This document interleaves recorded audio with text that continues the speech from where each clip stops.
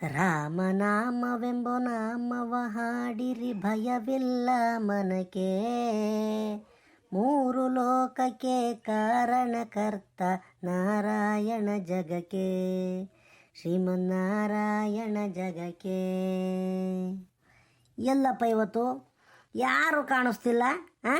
ಎತ್ತೋಗಿದ್ದರು ಇಟೊತ್ತಿಗೆ ಗೌಡ್ರೆ ಗೌಡ್ರೆ ಅಂತಾನ ಬೋರಾಜ್ನಾಗಲಿ ಸೀನಪ್ಪನಾಗಲಿ ಯಾವನ ಹಬ್ಬ ಹುಡಿಕೆಂಬರೋನು. ಇವತ್ತು ಯಾರು ಒಬ್ಬರು ಕಣ್ಣಿಗೆ ಕಾಣ್ತಿಲ್ವಲ್ಲ, ಎತ್ತೋಗಿದ್ದರು.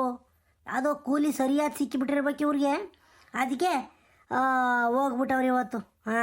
ಓಲಿ ಓಲಿ. ಓಹೋ, ಏನು ಶಿವಲಿಂಗೇಗೌಡರು ಹಳ್ಳಿ ಕಟ್ಟೆ ಮೇಲೆ ಇವತ್ತು ಬಿಡುವ ಕೂಕೊಂಬಿಟ್ಟಿದ್ದೀರಾ? ಯಾಕೇನು ಕೆಲಸ ಕಾರ್ಯ ಏನು ಇಲ್ವೇನು ಗೌಡ್ರೆ? ಅಲ್ಲ, ನಿಮ್ಗೆ ಏನಾದರೂ ಕೆಲಸ ಇರ್ಬೇಕಾಯ್ತಲ್ಲ.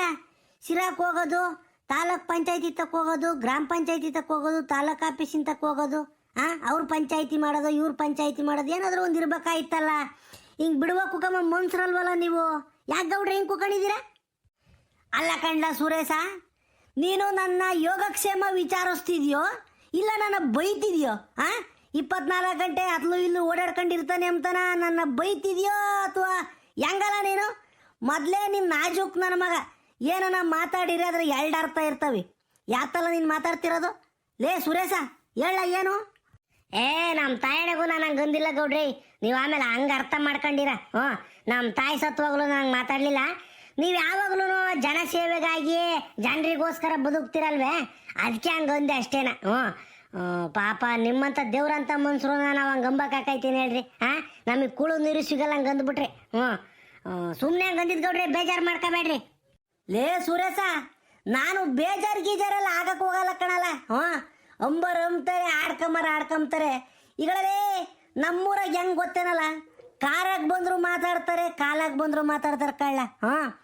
ಗೌಡ್ರು ಚಂದಾಗ ಪಂಚೆ ಉಟ್ಕೊಂಡು ಅಂಗಿ ಇಕ್ಕೊಂಡು ಸಿರಾಕ್ ಹೋದ್ರೆ ನೋಡಪ್ಪ ನನ್ನ ಮಗ ಗೌಡನ್ನ ಹೆಂಗೆ ಹೋಗ್ತಾನೆ. ಅವನಿಗೇನಪ್ಪ ಕಮ್ಮಿ? ಯಾವುದೋ ಬತ್ತೈತೆ ಹಂಗಾಮಿದು ಮೆರಿತಾನೆ ಅಂತಾರೆ.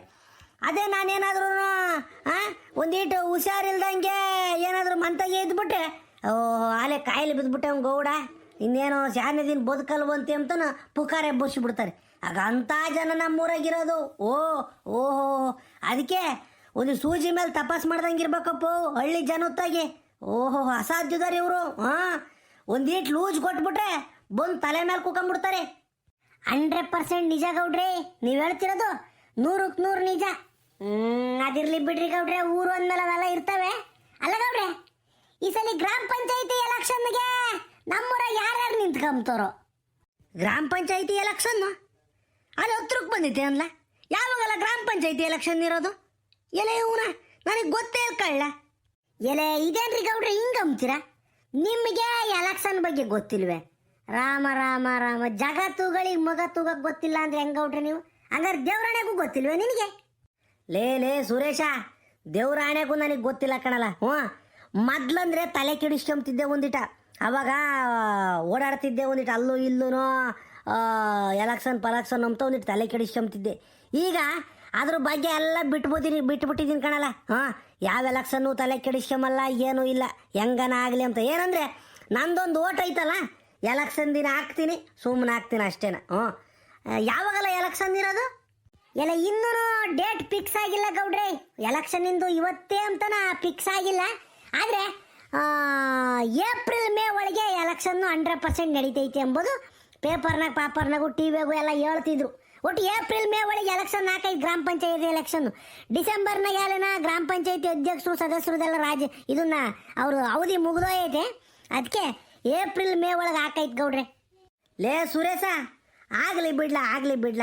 ಈಗ ಲೇ ಜನ ಬೆಂಬಲ ಇರೋನು ಗೆಲ್ತನ್ ಕಣ್ಲ, ಜನರು ವಿಶ್ವಾಸ ತಾಮನು ಕೆಲಸ ಮಾಡೋನು ಊರಾಗ ಗೆಲ್ತನ್ ಕಣಲ್ಲ. ಸುಮ್ಮನೆ ಸಂಡೆ ಮಿಂಡೆ ಹೊಡ್ಕೊಂಡು ಅದು ಇದು ತರಲೆ ಮಾಡ್ಕೊಂಡು ಓಡಾಡೋದನ್ನ ಯಾರು ಗೆಲ್ಸಲ್ಲ ಕಳ್ಳ. ಜನ ಬುದ್ಧಿವಂತರಯ್ಯರು ಇವಾಗ. ಈಗ ಸುಮ್ಮನೆ ಯಾರೆಲ್ಲ ಓಟ್ ಹಾಕ್ತಾರೆ, ಅವನ ಕಡೆಯಿಂದ ಏನಾದರೂ ನಮಗೂ ಲಾಭ ಇರ್ಬೇಕು ತಾನೆ. ಅವನು ನಮ್ಗೇನ ಮಾರ್ಕೊಂಡು ಕೊಡ್ಬೇಕು ತಾನೆ, ನಮ್ಮೂರಿಗೆ ಏನ ಮಾಡ್ಬೇಕು ತಾನೆ ಅಂತ ನನಗೆ ಓಟ್ ಹಾಕ್ತಾರೆ. ಅಂತ ಒಳ್ಳೆ ಅಭ್ಯರ್ಥಿ ನಿಂತ್ಕೊಂಡ್ರೆ ಜನ ಓಟ್ ಹಾಕ್ತಾರೆ. ಹಾಕಲ್ಲ ಅಲ್ವಲ್ಲ ಸುರೇಶ? ನೀವು ಹೇಳೋದೇನೋ ನಿಜ ಗೌಡ್ರೆ, ಆದರೆ ಊರುಗಳಿಗೆ ನೀವು ಹೇಳ್ದಂಗೆ ನಡೀತೈತೆ. ನನಗೆ ಯಾಕೆ ನಡೆಯಲ್ಲ ಅನ್ನಿಸ್ತೈತೆ ಬಿಡ್ರಿ. ಯಾಕಂದ್ರೆ ನೀವು 2 ಸಲ ನಿಂತ್ಕೊಂಡು ಗೆದ್ದಿದ್ದೀರ. ಎಲೆಕ್ಷನಿಂದು ವಾತಾವರಣ ಏನು, ಹೆಂಗೆ ಮನೆಗಳ ಹೆಂಗ್ ಮಾತಾಡ್ತಾರೆ ಎಂಬುದೆಲ್ಲ ಗೊತ್ತೈತಲ್ವ. ಬೇಕಾದ್ರೆ ಗೌಡ್ರೆ ಈ MLA MP ಎಲೆಕ್ಷನ್ ಹೆಂಗೋ ನಡೆಸ್ಬಿಡ್ಬೋದು. ಆದರೆ ಈ ಗ್ರಾಮ ಪಂಚಾಯತಿ ಎಲೆಕ್ಷನ್ ನಡೆಸೋದೈತಲ್ಲ, ರಾಮ ರಾಮ ರಾಮ, ಅದು ತರ್ಲೆ ಅಂದ್ರೆ ಹುಟ್ಟು ತರ್ಲೆ. ಯಾಕೆ ಗೊತ್ತಾ, ಊರುಗಳಿಗೆ ಬೇರೆ ಯಾರು ಇರಲ್ಲ, ಎಲ್ಲ ಸಿಕ್ಕಪ್ಪ ದೊಡ್ಡಪ್ಪ ಮಾಮ ಕಾಕ ಅಜ್ಜಿ ತಾತ ಬರೀ ಇವರೇ ಇರ್ತಾರೆ. ಅವ್ರ ತಕ್ಕ ಹೋಗಿ ಓಟ್ ಕೇಳೋದು ಹೆಂಗೆ ಗೌಡ್ರೆ? ಅಣ್ಣ ತಮ್ಮಗಳೇ ನಿಂತ್ಕೊಂತಾರೆ ಗ್ರಾಮ ಪಂಚಾಯತಿ ಎಲೆಕ್ಷನ್ಗೆ. ಅಣ್ಣ ತಮ್ಮಗಳೇ ಇಬ್ರು ನಿಂತ್ಕೊಂತಾರೆ, ಯಾರಿಗೆ ಓಟ್ ಹಾಕೋದು ಯಾರಿಗೆ ಬಿಡೋದು, ಮನಸ್ತಾಪಗಳು ಶುರುವಾಗ್ತವೆ. ಅಯ್ಯೋ ತರ್ಲೆ ಅಂದ್ರೆ ಹುಟ್ಟು ತರ್ಲೆ ಗೌಡ್ರೆ ಗ್ರಾಮ ಪಂಚಾಯತಿ ಎಲೆಕ್ಷನ್. ಅಲ್ಲ ನಿಮ್ಗೇನು ಹೇಳೋದೇನು, ಎಲ್ಲ ನೀವು ಕಂಡಿದ್ದೀರ. ಲೇ ಸುರೇಶ, ಹಿಂಗೆ ಗಮ್ತೀನಿ ಅಂತ ಅಲ್ಲ ಕಳ್ಳ, ನಾನು ಎಲೆಕ್ಷನ್ ನಿಂತಾಗ ನಾನು ದುಡ್ಡು ಪಟ್ಟು ಜಾಸ್ತಿ ಖರ್ಚು ಮಾಡಿರಲ್ಲ ಕಳ್ಳ. ಜನ ನಾನು ನಿಂತ್ಕೊಂಡಾಗ ಓಟ್ ಹಾಕಿಬಿಟ್ರು. ಓಟ್ ಅಂದ್ರೆ ಹೆಂಗೆ, ಎಲ್ಲರೂ ನನಗೆ ಹಾಕ್ಬಿಟ್ರು. ಅದರಿಂದ ನನಗೇನು ಖರ್ಚು ಬರಲಿಲ್ಲ. ಆಮೇಲೆ ಆದರೆ ಎಲೆಕ್ಷನ್ನು ಯಾಕೆ 2ನೇ ಸಲ ನಿಂತ್ಕೊಂಡಾಗ ನನಗೆ ಭಾಳ ಬೇಜಾರಾಗಿಬಿಡ್ತು ಕಣ್ಣ. ನಾನು ಎದುರಿಗೆ ಅವ್ನು ರವಿಶಂಕರಪ್ಪ ನಿಂತ್ಕೊಂಡ. ಅವನು ಬೇರೆನಲ್ಲ, ನಮ್ಮ ದೊಡ್ಡಪ್ಪನ ಮಗನೇನ. ಅವನು ನಿಂತ್ಕೊಂಡು ನಮ್ಮ ನಡುವೆ ಒಡಕ್ಕೆ ಬಂದ್ಬಿಡ್ತು. ಈಗಳೇ ಈ ಊರುಗಳಿಗೆ ಒಬ್ರಿಗೊಬ್ರು ಮಕ್ಕ ಕೊಟ್ಕೊಂಡು ಓಡ್ಬೇಕಲ್ಲ ದಿನಾನ. ಈ ಗ್ರಾಮ ಪಂಚಾಯತಿ ಎಲೆಕ್ಷನ್ ನೇಮ್ ಮಾಡ್ತೈತಿ ಅಂದ್ರೆ ಒಂದೊಂದ್ಸಲಿನ ಇಬ್ರಿಗೂ ವೈರತ್ವ ಹುಟ್ಟಿಸ್ಬಿಡ್ತೈತಿ. ಅವ್ನು ಕಂಡ್ರೆ ನನಗಾಗ್ದಂಗೆ, ನನ್ನ ಕಂಡ್ರೆ ಅವ್ನಿಗಾಗ್ದಂಗೆ. ಈಗ ಎಲೆಕ್ಷನ್ನು ಮುಗಿಸ್ಕೊಂಡು ಸುಮ್ಮನಾಗಲ್ಲಿದು. ಇದು ವರ್ಷಾನ್ಗಟ್ಲೆ ಹಿಂಗೆ ದೇವ್ರುಗಳಾದಾಗ, ಜಾತ್ರೆಗಳಾದಾಗ, ಮಾರಮ್ಮಗಳಾದಾಗ, ದೇವ್ರು ಹೊರಡಿಸ್ದಾಗ ಅವ್ರದ್ದೊಂದು ಪಾರ್ಟಿ ಹಾಕೈತಿ, ನಮ್ದೊಂದು ಪಾರ್ಟಿ ಹಾಕೈತಿ.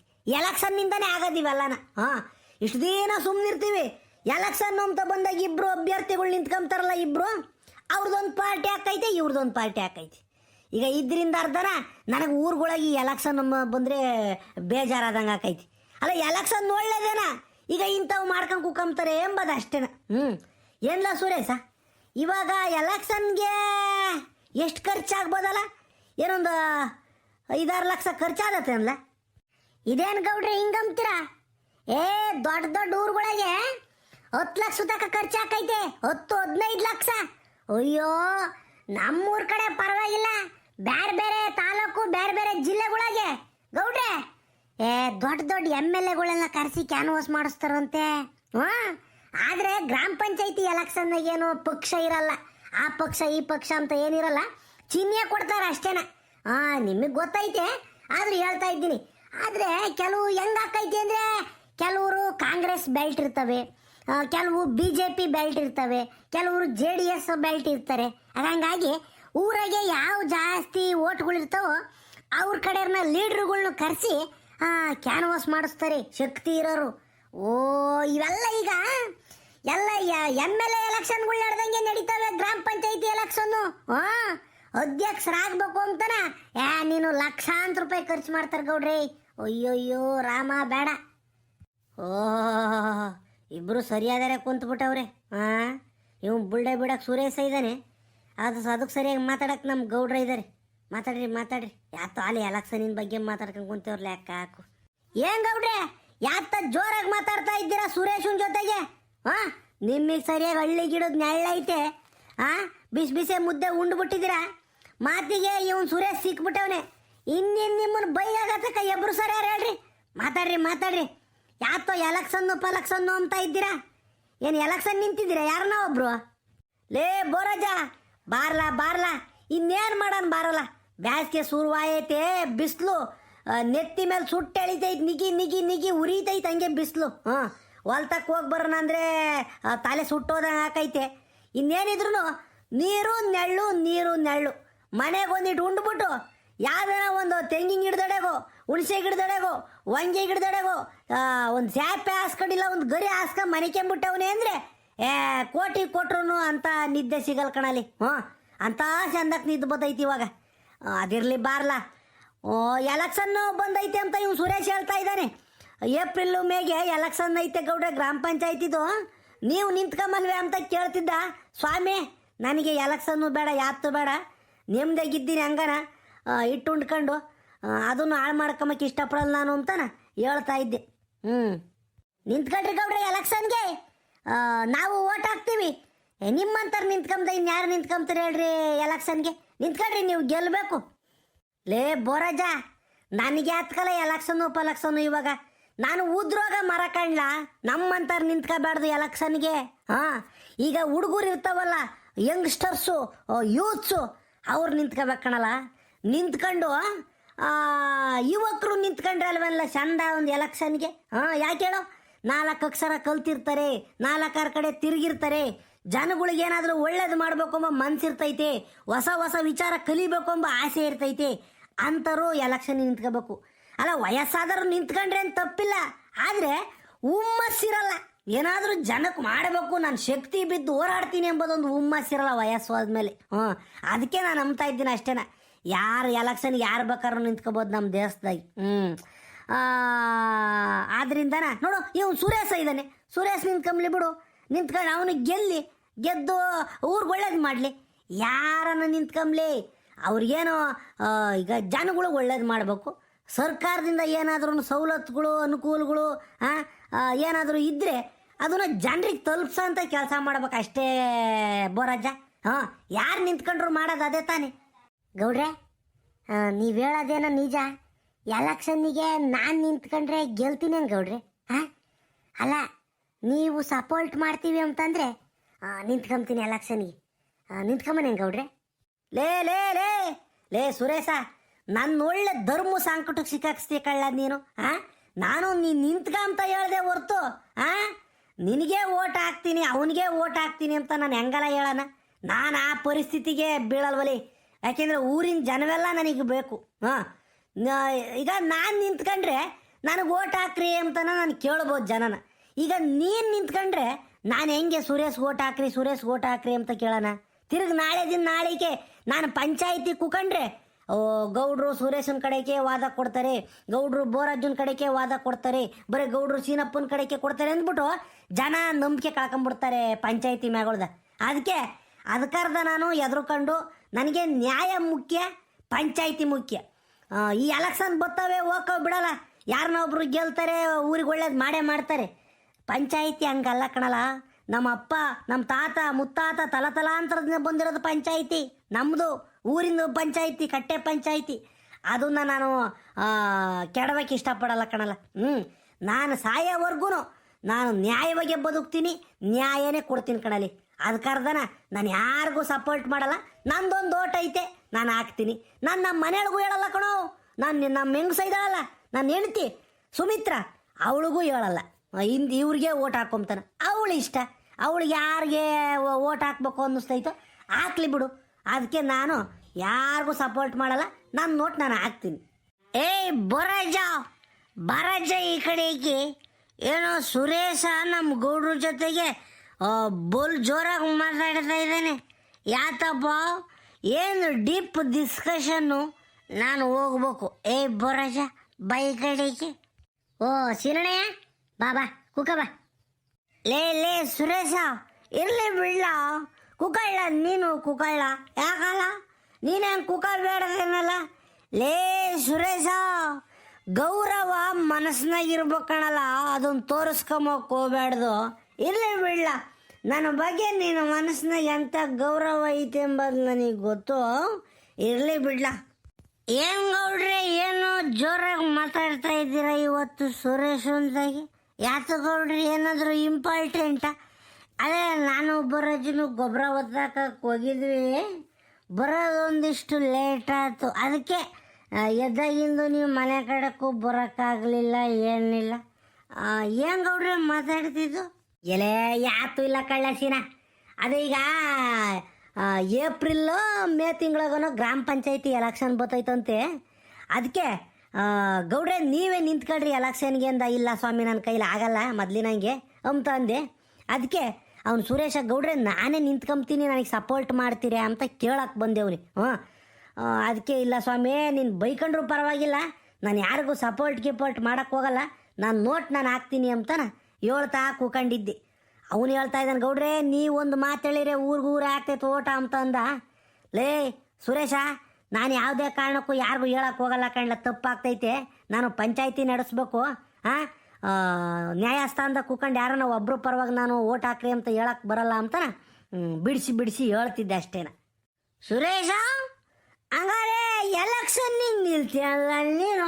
ಓ ಬಿಡಪ್ಪ, ಇನ್ನು ಎಲೆಕ್ಷನ್ ಶುರುವಾಗಿಬಿಡ್ತು. ಇನ್ನು ನಮಗೆಲ್ಲನ ಹಬ್ಬ ಹಬ್ಬ. ಹಾಂ, ಮದ್ಯಪ್ರಿಯರಿಗೆ ರೋಡಿನಲ್ಲಿ ಎಣ್ಣೆ. ಅಬ್ಬಬ್ಬಬ್ಬ, ಸುರೇಶ್ ನಮ್ಮನ್ನು ಚಂದಕ್ಕೆ ನೋಡ್ಕೊಂತಾನೆ ಬಿಡು. ಎಲ್ಲ ಸುರೇಶ. ಸೀನಪ್ಪ, ಈಗ ಎಲೆಕ್ಷನ್ ನಡೆಸೋದು ಭಾಳ ಕಷ್ಟ ಇಟ್ಕೊಂಡು ಸೀನಪ್ಪ, ನಿನಗೆ ಗೊತ್ತಿದ್ದಂಗೆನ. ಹಾಂ, 8-10 ಲಕ್ಷ ರೂಪಾಯಿ ಖರ್ಚು ಹಾಕವೆ.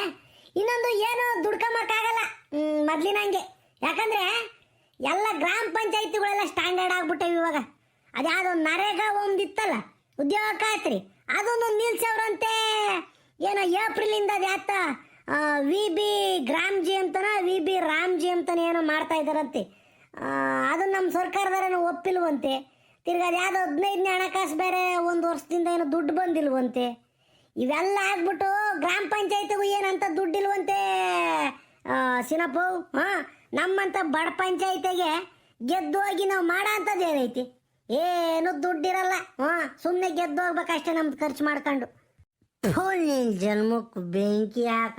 ಲೇ ಸುರೇಶ, ನೀನೊಬ್ಬ ಎಜುಕೇಟೆಡ್ ಆಗ್ಬಿಟ್ಟು ಈ ಥರ ಮಾತಾಡೋಕೆ ನಾಚಿಕೆ ಆಗಲ್ವೇನಲ್ಲ? ಅಲ್ಲ ಕಣ್ಣ, ಇದು ಏನು ದುಡ್ಡು ಹಾಕಿ ದುಡ್ಡು ತೆಗಿಯೋ ಬಿಸ್ನೆಸ್ ಅಲ್ಲ ಇದು ಎಲೆಕ್ಷನ್ನು. ಜನರು ನಂಬಿಕೆ ಕಾಣಲ್ಲ. ಜನರು ಎಲೆಕ್ಷನ್ನಿಗೆ ನಿಂತರನ್ನ ಗೆಲ್ಸೋದು ಯಾಕೆ ಹೇಳು? ಇವ್ರೇನಾದರೂ ನಮ್ಗೆ ಒಳ್ಳೇದು ಮಾಡ್ತಾರಪ್ಪ. ಸರ್ಕಾರಕ್ಕೆ ನಮ್ಮೂರಿನ ಪ್ರತಿನಿಧಿಯಾಗಿ ನಮ್ಮ ಸದಸ್ಯ ನಿಂತ್ಕೊಂತಾನಪ್ಪ ಅಂತನ ನಿಮ್ಮನ್ನೆಲ್ಲ ಗೆಲ್ಲಿಸ್ತಾರೆ. ನೀವೇನು ಮಾಡ್ತೀರ? ಗೆದ್ದು ಹೋಗ್ತೀರಾ, ಎಲ್ಲ ಕಾಂಟ್ರಾಕ್ಟ್ಗಳ್ನು ತಗೊಂಬಿಟ್ಟು ಅರ್ಧ ಕೆಲ್ಸಕ್ಕೆ ಹಾಕ್ತೀರ, ಇನ್ನು ಅರ್ಧ ನೀವು ಗುಳು ಮನುಷ್ಕೊಂಬಿಡ್ತೀರ ಅಲ್ವೇ? ಬೇಡ, ಅದು ಮಾಡಬಾರ್ದು ಕಣಲ್ಲ. ಜನರು ನಂಬಿಕೆ ಹಾಳಾಗೋಕೈತಿ. ಹಾಂ, ಒಳ್ಳೇದು ಮಾಡಿದ್ದಿದ್ರೆ ನೀನು. ಲೇ ಸುರೇಶ, ಒಂದು ಮಾತು ಹೇಳ್ತೀನಿ ಕೇಳು. ನೀನು ಜನರಿಗೆ ಬೇಕಾಗಿರೋನೇ ಆಗಿದ್ರಿ, ಜನರು ನಿನ್ನ ಮೇಲೆ ನಂಬಿಕೆನೇ ಇಕ್ಕಿದ್ರಿ, ನೀನು ದುಡ್ಡೇ ಖರ್ಚು ಮಾಡಬೇಡ ಕಾಣಲ್ಲ. ನಮ್ಮ ಸುರೇಶಪ್ಪನ ನಾವು ಗೆಲ್ಲಿಸ್ತೀವಿ ಅಂತ ಹೇಳ್ಬಿಟ್ಟು ಗೆಲ್ಲಿಸ್ಬಿಡ್ತಾರೆ. ಇಲ್ಲ, ನೀನೇನು ಮಾಡಲಿಲ್ಲ, ಬರೀ ಬುಲ್ಡೆ ಹೊಡ್ಕೊಂಡು ಟಂಗಿ ಮಾತು ಹೇಳ್ಕೊಂಡು ಎಣ್ಣೆ ಕುಡ್ಕೊಂಡು ಡಿಸ್ಪಿಟ್ ಆಡ್ಕೊಂಡು ಓಡಾಡಿದ್ರೆ ನನ್ನ ಮಗನ ಗೆಲ್ಸಿರೋ ಅಷ್ಟೇ ಬಿಟ್ಟರು ಅಷ್ಟೇ ಅಂದ್ಬಿಟ್ಟು ಸೋಲಿಸ್ಬಿಡ್ತಾರೆ. ಅದಕ್ಕೆ ಜನರು ನಂಬಿಕೆ ಮುಖ್ಯ ಕಾಣಲ್ಲ. ಅದ್ರಾಗೂ ಒಳ್ಳೆ ಜನ ತೊಳುಕು ಬಳಕು ತಿಳಿಯದಂಥ ಮುದ್ದು ಜನ ಅಂತನ ಪಿಕ್ಚರ್ನಾಗ ಹೇಳವ್ರಿ. ನಾವು ಅವ್ರನ್ನ ನೋಯಿಸ್ಬಾರ್ದು. ಏನೋ ಸುರೇಶ, ಹಾಂ, ಎಲೆಕ್ಷನ್ನು ಅದೊಂದು ಪವಿತ್ರವಾದಂಥ ಕೆಲಸ. ಮತದಾನನೂ ಅಷ್ಟೇ, ನಮ್ಮ ಒಂದು ಹಕ್ಕನ್ನು ಚಲಾಯಿಸೋದು. ಅದನ್ನು ಜನರು ಅಷ್ಟೇ ಮಾರ್ಕೊಂಬಕ್ಕೆ ಹೋಗ್ಬಾರ್ದು. ಎಣ್ಣೆ ಎಂಡ ಅಂತನ ದುಡ್ಡು ಕೊಡ್ತಾರೆ ಅಂತ ಹೇಳ್ಬಿಟ್ಟು ಓಟ್ ಹಾಕೋಬೇಡ್ದು ಯಾರು ಬೇಕೋ ಅವ್ರಿಗೆ. ಹಾಂ, ಎಲ್ಲ ಸುರೇಶ, ಕುಡಿದು ಮಾತಾಡ್ತಿದ್ದೀನಿ ಅಂತ ಬೇಜಾರು ಮಾಡ್ಕೋಬೇಡ. ನನಗೆ ನ್ಯಾಯ, ನೀತಿ, ಸಮಾಜ, ವಿಜ್ಞಾನ ಅಂತಂದರೆ ಭಾಳ ಇಷ್ಟ ನನಗೆ. ಬೇಜಾರು ಮಾಡ್ಕೋಬೇಡ. ಇದೇನಪ್ಪ ನಮ್ಮ ಸೀನಪ್ಪ ಹಿಂಗೆ ಮಾತಾಡ್ತಾನೆ ಅಂತನ. ಲೇ ಸುರೇಶ, ಹೋಗ್ಬಾರ್ಲ. ಇವು ನೀತಿ ಪಾಠ ಕೇಳ್ಕೊಂಡು ಕುಕೊಂಬಿಟ್ರೆ ಎಲೆಕ್ಷನ್ ನಿಂತಂಗೆ ಆಕೈತೆ, ಗೆದ್ದಂಗೆ ಆಗ್ತೈತಿ. ಹಾಂ, ಅಲ್ವಲ್ಲ? ಈಗಿನ ಕಾಲದಾಗೆ ಜನಗಳಿಗೆ ಎಣ್ಣೆ ಕೊಡಲುದ್ದ, ದುಡ್ಡು ಕೊಡಲುದ್ದ, ಹೆಂಗುಸ್ರಿಗೆ ಸೀರೆ ಕೊಡಲುದ್ದ, ಅರಿಶಿನ ಕುಂಕುಮದ ಬಟ್ಲು ಕೊಡಲುದ್ದ, ಯಾರೆಲ್ಲ ಓಟ್ ಹಾಕ್ತಾರೆ? ಇವೆಲ್ಲ ನೀನು ಹೇಳೋದು ಪುಸ್ಕದ ಬದನೆಕಾಯಿ ಅಷ್ಟೇನಾ? ಹಾಂ, ಪುಸ್ಕದ ಬದನೆಕಾಯಿ ಸಾರ್ಗಾಕಕ್ಕೆ ಬರ್ತೈತೆ. ಬರ ಏಲೇ ಸುರೇಶ, ಹೋಗ್ಬಾರ್ಲ. ಅವ್ನ ಮಾತೆ ಕೇಳ್ಚ.